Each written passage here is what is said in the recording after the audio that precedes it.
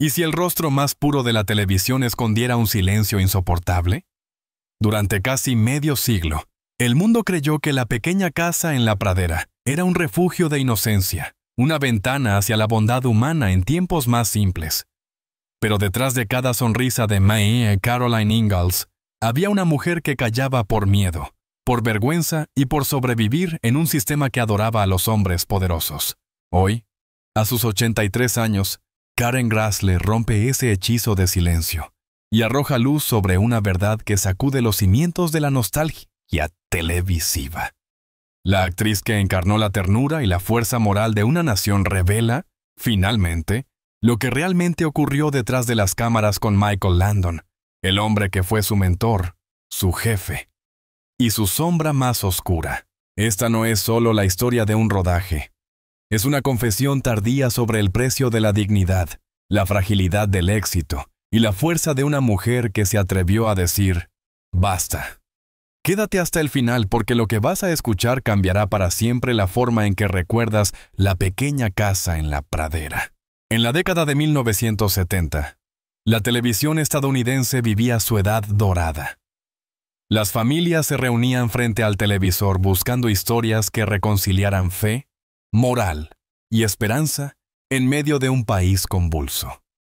En ese escenario, Michael Landon se erigió como una figura casi mítica. Ya habías conquistado América con su papel en Bonanza, pero con la pequeña casa en la pradera, alcanzó una dimensión distinta. No solo interpretaba al entrañable Pa Charles Ingalls, sino que controlaba todos los engranajes de la máquina creativa. Era productor ejecutivo, guionista, director y, sobre todo, la voz final en cada decisión artística o técnica. NBC lo veía como su mina de oro. Un hombre capaz de generar audiencias masivas y productos de merchandising que inundaban los hogares. Su visión de una América pionera, noble y familiar, sintonizaba perfectamente con el espíritu conservador que dominaba la televisión de los 70. En ese contexto, Landon gozaba de un poder casi absoluto. Lo que él decía, se hacía. Lo que él deseaba, se concedía. El set de rodaje funcionaba como un pequeño reino. Había jerarquías tácitas, lealtades férreas y una atmósfera donde el buen humor y la disciplina eran dos caras de la misma moneda moneda. Quien seguía el ritmo era recompensado con la cercanía del rey. Quien lo desafiaba aprendía pronto el precio del desacato, el aislamiento, la humillación silenciosa o la desaparición progresiva del guión. Dentro de ese ecosistema perfecto, ordenado, luminoso y aparentemente feliz, cualquier disidencia se confundía con ingratitud. Y así, bajo el sol de la pradera más famosa de la televisión, comenzó a gestarse una tormenta invisible que, décadas después, emergería con el testimonio de una mujer cansada de callar. Karen Grassle, antes de que el mundo la conociera como la dulce y firme Caroline Ingalls. Karen Grassle era una actriz de teatro con un currículo tan brillante como incierto. Se formó en la prestigiosa Universidad de Berkeley y luego en la London Academy of Music and Dramatic Art, LAMDA, donde absorbió la disciplina del teatro clásico británico y el rigor del método actoral. Su vida se movía entre escenarios pequeños, giras agotadoras y audiciones que rara vez prometían estabilidad. En Broadway, Grassle demostró un talento natural para la palabra y la emoción contenida. Participó en producciones de Shakespeare in the Park y compañías regionales donde su presencia escénica empezaba a llamar la atención de los críticos, pero no de los productores de televisión, siempre más atraídos por rostros glamorosos que por actrices de formación teatral. Mientras sus colegas encontraban un lugar en el cine o en las series emergentes, ella luchaba con trabajos ocasionales para pagar el alquiler y sobrevivía con la esperanza de una llamada que cambiara su destino. Cuando esa llamada llegó, Grassle estaba al borde del agotamiento financiero.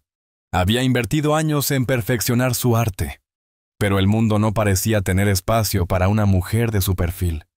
Seria, cerebral, sin escándalos. Aún así, conservaba algo inquebrantable: la disciplina. Esa obstinación silenciosa, esa fe en el oficio puro, sería la brújula que la guiaría hacia Hollywood. No como una soñadora ingenua, sino como una artista dispuesta a construir y proteger. Su lugar en un universo donde las reglas las dictaban los hombres con poder y las sonrisas valían tanto como el talento. El destino suele llegar disfrazado de oportunidad frágil.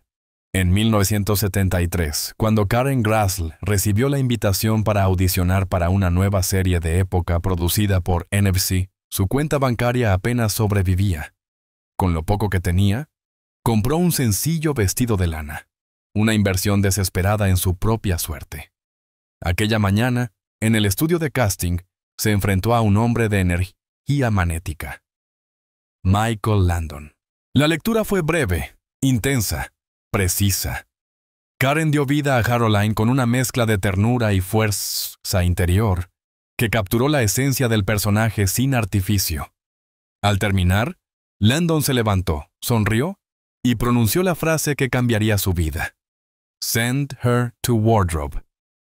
En segundos, el destino de una actriz de teatro se sellaba con la autoridad de un hombre que no solía equivocarse en sus intuiciones artísticas. Los primeros meses fueron un sueño. Landon, carismático y paternal, la guiaba en los mecanismos técnicos de la televisión. Los tiempos de cámara, la sincronía del diálogo, la naturalidad ante los planos cerrados. El set respiraba entusiasmo. Todos creían formar parte de algo grande. Para Grassl, acostumbrada a la intimidad del teatro, cada jornada era un aprendizaje, una conquista silenciosa. En esas semanas iniciales, la pequeña casa en la pradera parecía un refugio. La promesa de estabilidad económica y reconocimiento artístico. Karen sentía que por fin la vida recompensaba su perseverancia. Sin embargo, como toda historia dorada de Hollywood, la pradera escondía sombras. Entre las risas, los abrazos y las escenas de amor familiar, se gestaba una tensión sutil, casi imperceptible, que con el tiempo revelaría el costo real de aquel éxito. Una grieta mínima, invisible entonces, que pronto dividiría la frontera entre el sueño y la desilusión. A mediados de la segunda temporada, el idilio profesional entre Karen Grassl y Michael Landon comenzó a resquebrajarse. La pequeña casa en la pradera ya no era solo una serie. Era un fenómeno cultural. Las cifras de audiencia eran astronómicas. El merchandising llenaba los estantes de las tiendas y la cadena NBC nadaba en beneficios. En medio de ese éxito, la figura de Caroline Ingalls se había convertido en el pilar moral y emocional del relato. Era la voz de la razón, el corazón compasivo que equilibraba el temperamento del patriarca. Sin embargo, su intérprete no recibía un reconocimiento acorde a ese peso narrativo. Grassl, formada en la rigurosa escuela del teatro, creía en la justicia profesional. No pedía privilegios, sino equidad. Su contrato, firmado en los primeros días de incertidumbre, la colocaba en un rango salarial inferior al de su coprotagonista masculino y apenas superior al de las actrices infantiles. Con el crecimiento de la serie, consideró natural renegociar sus condiciones. Se acercó con respeto, armada de datos. Ratings, ventas, presencia en pantalla. Lo que recibió a cambio fue una lección amarga sobre el poder y la percepción. Michael Landon, en conversaciones privadas, le transmitió el mensaje con aparente calma. La cadena dice que Caroline no es el personaje favorito del público. Bajo esa frase, inocente en apariencia, se escondía un veredicto cruel. Su valor no se medía por su trabajo, sino por una encuesta de popularidad. Era una forma elegante de decirle que era prescindible. Para Karen, la respuesta fue devastadora. No se trataba solo de dinero, sino de dignidad. Comprendió que su contribución artística, la de una mujer madura sosteniendo el eje emocional de la historia, había sido reducida a un simple accesorio de la narrativa masculina. Aquella conversación marcó un antes y un después. Desde entonces, el aire en el set se volvió más frío. Landon, que había sido mentor y aliado, se transformó en una figura distante, casi impenetrable. Grassl percibía que algo había cambiado, La simpatía se había sustituido por una cortesía calculada. En silencio, entendió que estaba entrando en un territorio peligroso. En Hollywood, especialmente para una mujer mayor de 30 años, levantar la voz podía equivaler a firmar el final de una carrera. Y aún así, algo dentro de ella se negó a ceder. Había abierto la puerta de la verdad y ya no podía cerrarla. La verdad que Karen Grassle decidió contar a sus 83 años no es un episodio aislado, ni un recuerdo agrio del pasado. Es el retrato de un sistema completo, una maquinaria donde el poder, el silencio y la risa compartida construyeron una cárcel invisible. Lo que ella describe no es un accidente, es un mecanismo. Un modo de ejercer dominio disfrazado de camaradería, de convertir el humor en arma y el guión en instrumento de castigo. Durante años, el set de la pequeña casa en la pradera fue su lugar de trabajo, pero también su campo de batalla emocional. A simple vista, parecía un entorno familiar, cálido, casi idílico. Sin embargo, en ese microcosmos gobernado por Michael Landon, el equilibrio era una ilusión. Él era el protagonista, el productor, el guionista, el director. Todo giraba en torno a su voluntad. Lo que Michael decía se hacía, recordaría ella décadas después. Cuando una persona concentra tanto poder, la línea entre el liderazgo y la tiranía se vuelve imperceptible. Las escenas más duras para Karen son, paradójicamente, las más tiernas a ojos del público. Aquellas filmadas en la cama de los Ingalls, donde los esposos conversaban bajo la tenue luz de las velas. En apariencia, momentos de intimidad y ternura conyugal. En realidad, una trampa de incomodidad. El set era pequeño, sofocante, rodeado de técnicos y camarógrafos. Casi todos hombres. Las luces ardían sobre su piel y el aire olía a transpiración y polvo de estudio. En ese ambiente cerrado, Landon solía romper la tensión con bromas subidas de tono, chistes de contenido sexual, comentarios sobre el cuerpo de su compañera, insinuaciones disfrazadas de ocurrencias. Todo justo antes del acción. El equipo reía. Era el ritual del rodaje, el desahogo colectivo frente a jornadas interminables. Nadie lo cuestionaba. La risa servía de permiso, de anestesia moral. Grassle, en cambio, se quedaba inmóvil, atrapada entre su personaje, la madre ideal de América, y la humillación íntima de saberse objeto de burla. No podía protestar sin arriesgar su trabajo, pero cada carcajada retumbaba en su mente como un recordatorio. No pertenecía al mismo círculo, no tenía derecho a ofenderse. El set funcionaba como una jerarquía tácita. En la cúspide, Landon. Abajo, los demás, actores, técnicos, guionistas, todos orbitando su figura. La estructura carecía de contrapesos. No existía un departamento de recursos humanos. Los sindicatos apenas podían intervenir, y denunciar a un ídolo televisivo era una sentencia de ostracismo. Su palabra era la ley. Escribiría Grassle en sus memorias. En ese contexto, lo que se presentaba como humor inocente se convertía en una forma sutil pero devastadora de control.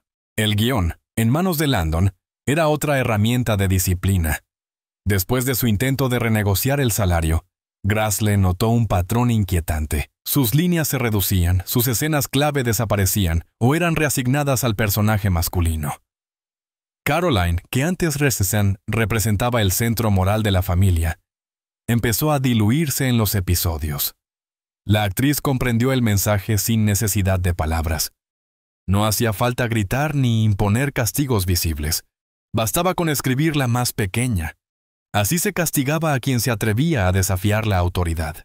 Este tipo de violencia, silenciosa, burocrática, perfectamente disimulada, era habitual en la industria. En los años 70, el discurso de «somos una familia» en los sets de televisión servía para encubrir desequilibrios profundos.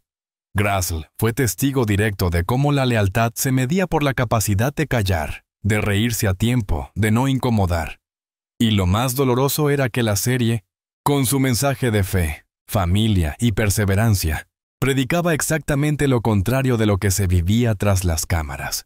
Karen describió la experiencia como vivir con dos máscaras, la del personaje maternal, símbolo de virtud y serenidad, y la de la mujer que, al apagar los focos, debía recomponerse para no llorar.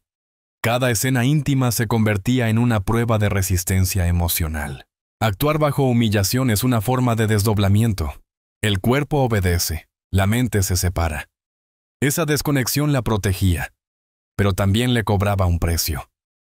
Aprendí a congelarme, a reírme bajito, a fingir que nada pasaba. Confesaría más tarde. Lo que en apariencia era profesionalismo era, en el fondo, un mecanismo de defensa. La violencia no siempre se manifiesta en golpes o insultos. A veces se esconde en los gestos cotidianos, en la complicidad del grupo, en la indiferencia generalizada. Grass lo comprendió con el tiempo. Cada chiste, cada mirada, cada corrección sarcástica era una forma de recordarle su lugar. No era igual. Era una invitada tolerada en un mundo masculino. Esa suma de pequeñas heridas dejó cicatrices más hondas que cualquier conflicto abierto. El contraste entre la pantalla y la realidad era casi irónico. Mientras millones de espectadores encontraban en Little House un refugio moral, su intérprete principal vivía en una paradoja. Representaba la dignidad mientras la suya era socavada. La pradera era un paraíso solo cuando las cámaras estaban encendidas, escribiría. Detrás del decorado, la armonía, era un guión cuidadosamente ensayado. Este fenómeno no era exclusivo del show ni de Landon. Era el reflejo de toda una cultura industrial en la que las mujeres estaban agradecidas por trabajar, sin importar las condiciones. La broma era la válvula de escape que normalizaba la desigualdad, y si alguien no reía, el problema era suyo. Grassley se convirtió en el ejemplo perfecto de cómo el humor puede ser usado para disciplinar. Quien no ríe, queda fuera del grupo. Décadas después, al escribir sus memorias, la actriz no buscó venganza. De hecho, sorprendió a muchos por la mesura de su relato. No pintó a Landon como un monstruo, sino como un hombre complejo, talentoso, brillante, pero atrapado en una cultura que lo convertía en su propio dictador. La grandeza y la crueldad pueden coexistir, escribió. Esa frase resume toda su filosofía, nombrar la herida sin negar el legado. ¿Por qué hablar después de tantos años? Porque el silencio, como el alcohol que la acompañó durante un tiempo, pesa. Porque el mundo cambió. Hoy existe un espacio para escuchar a las mujeres sin reducirlas a resentidas o problemáticas. Y porque, a los 83 años, Grassley necesitaba cerrar el círculo, reconciliarse con su historia sin miedo al juicio. Lo que antes habría sido una confesión peligrosa, se convirtió en un acto de liberación. Su testimonio no destruye la magia de la pequeña casa en la pradera, la humaniza. Nos obliga a mirar más allá del mito y entender que incluso los iconos luminosos proyectan sombras. Landon sigue siendo, para muchos, el rostro de la bondad televisiva. Pero ahora, gracias a Grassley, también es recordado como ejemplo de cómo el poder sin límites puede corromper incluso a los más carismáticos.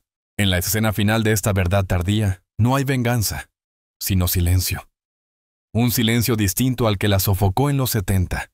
Este es un silencio elegido, lleno de paz. Karen ya no necesita justificar su versión. Lo vivió, lo sobrevivió, y finalmente lo dijo. Y en esa confesión hay una lección que trasciende la anécdota. El poder puede crear universos enteros, pero también puede deformar las almas que los habitan. La risa que un día sirvió para humillarla hoy se convierte en eco de advertencia. Porque, al fin y al cabo, lo que se calla demasiado tiempo acaba gritando por sí mismo. Michael Landon no necesitó levantar la voz ni recurrir a enfrentamientos abiertos. Su castigo era más sofisticado, más cruel. Lo ejercía con el lápiz. Tras la disputa salarial, Karen Grassley comenzó a notar un patrón preciso, casi quirúrgico. Episodio tras episodio, las escenas en las que Caroline Ingalls solía brillar eran reducidas, recortadas o transferidas a Charles. Las conversaciones emotivas entre madre e hija desaparecían. Los momentos de reflexión doméstica se volvían monólogos del patriarca. El guión, antes un espacio compartido, se transformó en un campo de silencios impuestos. Era una táctica de poder disfrazada de decisión creativa. En Hollywood, los guiones son la moneda del alma. Quien escribe, decide quién existe. Cortar líneas no era solo reducir texto, sino borrar presencia, diluir una identidad hasta convertirla en sombra. Para una actriz cuya fuerza residía en la palabra, en la mirada sostenida, en la templanza moral, aquello fue un golpe devastador. El silencio en el papel equivalía a la extinción simbólica. Con cada libreto que llegaba a sus manos, Grassley comprendía un poco más el mensaje. Puede ser reemplazada. No hacía falta decirlo en voz alta. Bastaba con entregarle menos espacio en pantalla.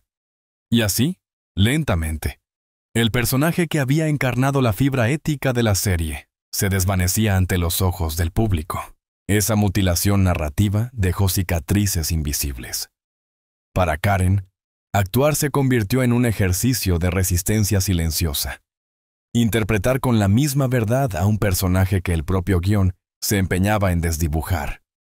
En cada línea perdida, se escondía un recordatorio de su fragilidad dentro de un sistema que premia la obediencia y castiga la disidencia. En ese escenario, el lápiz de Landon era mucho más que una herramienta creativa. Era su cetro, su látigo, su firma sobre la sumisión ajena. La soledad fue, para Karen Grassley, el enemigo más implacable de todos. En el set, rodeada de cámaras, técnicos y actores, era visible y, al mismo tiempo, completamente invisible. No había confidentes ni espacios seguros donde descargar el peso del silencio. La cultura del aguanta y sonríe hacía imposible reconocer el malestar. Así comenzó a buscar refugio en lo único que no la juzgaba, el alcohol. Durante años se describiría a sí misma como una alcohólica altamente funcional. Podía aprender sus líneas, grabar con precisión, interpretar la serenidad de Caroline Ingalls con una convicción impecable y, sin embargo, desplomarse emocionalmente al final del día. El vino se convirtió en su anestesia, un bálsamo que le permitía desconectarse del dolor, de la humillación y de la sensación constante de ser invisible. El problema era que, como toda anestesia, dejaba un vacío aún más profundo cuando pasaba el efecto. En medio de esa espiral, ocurrió un episodio que marcó su memoria. Una breve relación con un actor invitado terminó en una infección de transmisión sexual. Aquello no solo fue una humillación médica, sino una herida moral. La mujer que encarnaba la virtud televisiva, la madre de América, debía enfrentarse a un secreto que chocaba frontalmente con la imagen pública que la definía. Fue una vergüenza doble, ante sí misma y ante el mito que representaba. Grassley vivía una contradicción insoportable. En la pantalla era la encarnación de la dignidad y la fortaleza. Fuera de ella, una mujer rota que intentaba sostener su vida con las manos temblorosas.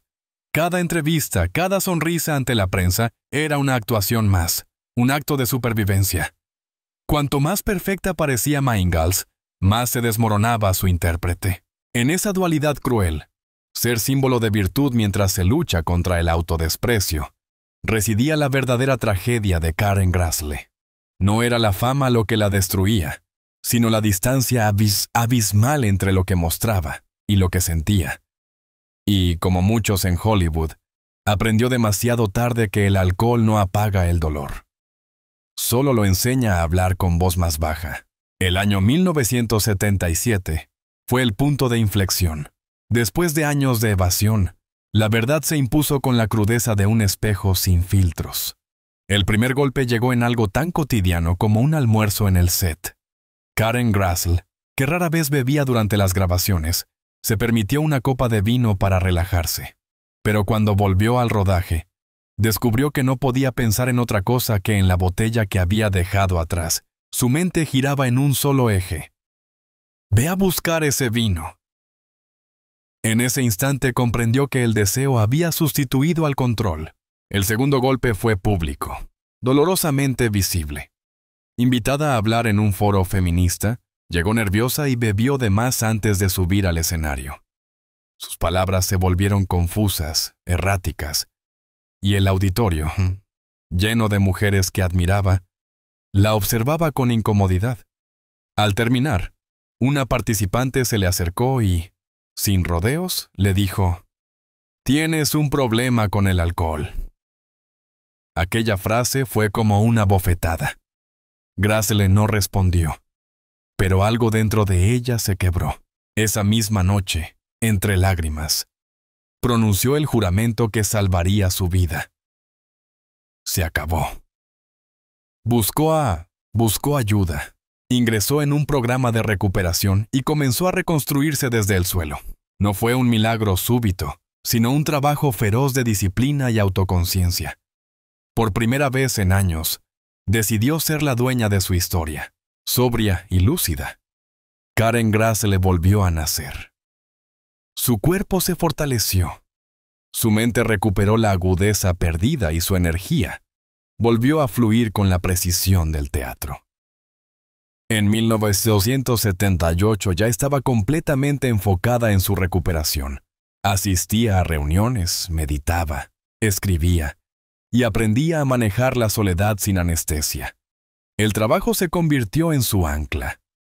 Su profesionalismo, ahora imbatible, le devolvió cierto respeto dentro del set. NBC, consciente de su valor, finalmente aumentó su salario. Su desempeño era intachable, sus escenas impecables. Desde afuera todo indicaba una victoria. Pero Grassle sabía que la estructura de poder permanecía idéntica. El guión seguía en manos de Landon. Las decisiones creativas seguían filtradas por el mismo prisma masculino. La sobriedad, paradójicamente, le permitió ver con más claridad la injusticia que antes toleraba entre nieblas de vino. Ya no podía engañarse. El sistema seguía premiando la docilidad y castigando la disidencia. Ella había ganado la batalla interna, pero el campo de juego seguía inclinado. Aún así, se mantuvo firme. Su nueva fortaleza no residía en cambiar a los demás, sino en no perderse a sí misma.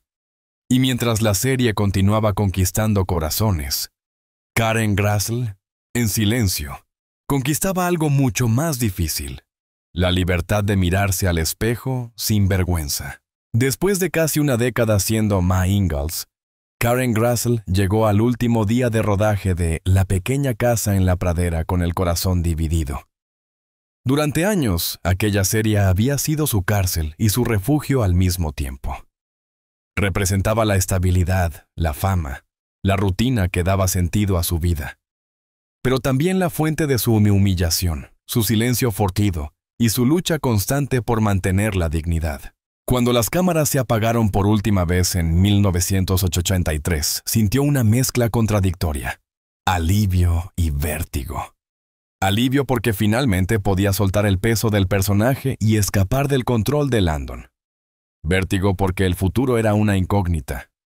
¿Quién era Karen Grassle sin Ma Ingalls? Ya no había contratos garantizados, ni millones de espectadores esperándola cada semana. El fin de la serie fue también una despedida de la identidad que el público le había impuesto. Libre, sí, pero también vacía. Como si la pradera, esa extensión infinita de ficción, se la hubiera tragado. 8 años después, en 1991, la noticia del cáncer pancreático de Michael Landon la golpeó como un eco de todo lo no dicho. Durante días, Grassle osciló entre el resentimiento y la compasión. El hombre que había marcado su carrera y su dolor estaba muriendo. ¿Qué se le dice a quien fue a la vez mentor y verdugo? Finalmente, eligió escribir. En aquella carta no hubo reproches ni ajustes de cuentas. Solo gratitud por la oportunidad que él le dio. Y algo más profundo: perdón. No un perdón ingenuo ni religioso, sino una decisión consciente de soltar el peso del pasado. Grassle nunca buscó respuesta, pero supo después que Landon la leyó. Y lloró. Ese detalle bastó. Aquella carta fue su acto más valiente. No justificaba lo ocurrido, pero le devolvía el control sobre su propia historia. Perdonar Entendió. No es absolver al otro, es liberarse del vínculo con la herida. En ese gesto íntimo, Karen Grassle dejó de ser la víctima silenciosa de la pradera y se convirtió en su única dueña. En 2021, casi medio siglo después de los sucesos que marcaron su vida, Karen Grassle decidió romper definitivamente el silencio con la publicación de sus memorias. Bright Lights, Prairie Dust, en sus páginas, con una honestidad serena pero implacable. Puso nombre a lo que durante años había sido disimulado bajo risas, luces y nostalgia televisiva. No se trataba de venganza, sino de verdad. La historia íntima detrás del mito familiar que millones de espectadores habían amado. El libro tuvo un efecto inmediato. Para muchos lectores, especialmente mujeres de la industria, fue un acto de justicia poética. Finalmente alguien se atrevía a describir el costo invisible de la docilidad femenina en el Hollywood de los 70. Otros sin embargo, la acusaron de manchar el legado de Michael Landon. Pero Grassle no cedió. Su postura fue clara. El talento y la crueldad pueden coexistir. Reconocer las sombras no destruye la luz, la vuelve humana. Mientras el eco de sus revelaciones se expandía, la vida volvió a ponerla a prueba. En plena pandemia, le diagnosticaron cáncer de mama en etapa temprana. A los 79 años, se sometió a cirugía y radioterapia, superando el proceso con la misma fortaleza que marcó toda su trayectoria. Desde entonces, se ha convertido en una voz activa en la concientización sobre la detección temprana y el autocuidado, recordando que el coraje también se ejerce sobre el propio cuerpo. Hoy, Karen Grassle vive con discreción, lejos de los focos, concentrada en su familia, su salud y su amor por el teatro. No busca rehabilitar su imagen ni reescribir la historia, sino simplemente habitarla con paz. Su relato nos deja una lección perdurable. Incluso las ficciones más luminosas esconden sombras, y enfrentarlas no destruye el pasado, sino que lo completa. La historia de Karen Grassle no es solo un relato personal, es una radiografía del poder en su forma más insidiosa. Cuando el talento y la autoridad se concentran en una sola persona, incluso el humor puede transformarse en un instrumento de control. Lo que comenzó como camaradería en el set, terminó siendo una lección amarga sobre los límites del respeto y la vulnerabilidad de las mujeres, en un sistema que premiaba la obediencia y castigaba la voz propia. Grassle pagó con su papel, con su dignidad, y con su salud mental el precio de sostener un equilibrio imposible. Su silencio durante medio siglo no fue cobardía, sino supervivencia, y cuando finalmente habló, lo hizo no para destruir un mito, sino para reescribir la memoria colectiva con verdad y compasión. Perdonar, entendió ella, no es borrar el pasado, es abrir una puerta al futuro. Ahora, te toca a ti. ¿Cómo cambia esta historia tu manera de mirar la pequeña casa en la pradera? Déjame tu reflexión en los comentarios.